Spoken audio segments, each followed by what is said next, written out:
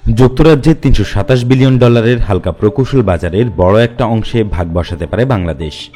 কারণ উত্তর পশ্চিম ইউরোপের দেশটি ডেভেলপিং কান্ট্রিজ ট্রেডিং স্কিম নামক নতুন ব্যবস্থার মাধ্যমে উন্নয়নশীল দেশগুলোকে তাদের বাজারে বিশেষ প্রবেশাধিকার সুযোগ দিচ্ছে। চলতি বছরের শুরুতে কার্যকর হওয়া স্কিমটি যুক্তরাজ্যের আগে জেনারেলাইজড স্কিম অব প্রেফারেন্স বা জিএসপির বদলে চালু হয়েছে। বাংলাদেশের মতো উন্নয়নশীল দেশগুলো এই প্রকল্পের আওতায় এখন যুক্তরাজ্যে কম শুল্কে ও আগের চেয়ে সহজ নিয়মে পণ্য রপ্তানি করতে পারছে। হালকা প্রকৌশলের মতো আরএমজি বহির্ভূত রপ্তানি খাতে প্রবেশের জন্য নতুন স্কিমটি বাংলাদেশের জন্য গেম চেঞ্জার হতে পারে।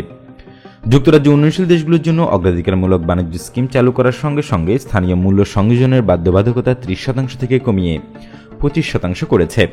পাশাপাশি নির্দিষ্ট কিছু পণ্যের জন্য নিয়মকানুন শিথিল করেছে এবং কিছু আন্তর্জাতিক কনভেনশনের অনুমোদনের বাধ্যবাধকতাও বাদ দিয়েছে।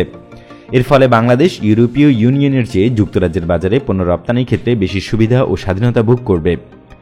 বাংলাদেশের অন্যতম প্রধান শক্তি হল প্রতিযোগিতামূলক শ্রমশক্তি। এই শ্রমশক্তি হালকা প্রকৌশলের মতো বৈচিত্র্যময় পণ্যের রপ্তানি বৃদ্ধিতে উল্লেখযোগ্যভাবে সাহায্য করতে পারে। কিন্তু বাংলাদেশের রপ্তানিকারকরা আন্তর্জাতিক সরবরাহ চেইনের সাথে যুক্ত না। এটা একটা বড় বাধা।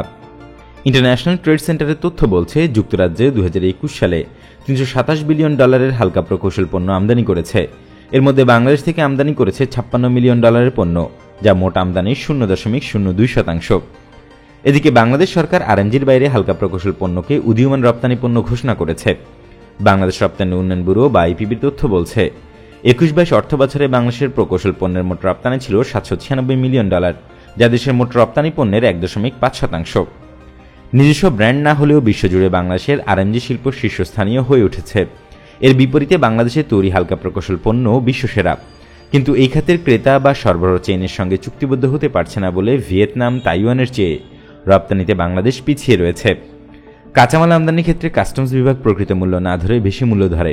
এর ফলে বাংলাদেশিদের বেশি কর দিতে হয় এবং উৎপাদন খরচ বেড়ে যায়, যা শেষ পর্যন্ত আমাদের প্রতিযোগিতার সক্ষমতা কমিয়ে দেয়। সরকার নতুন আমদানি নীতি আদেশ অনুমোদন করেছে।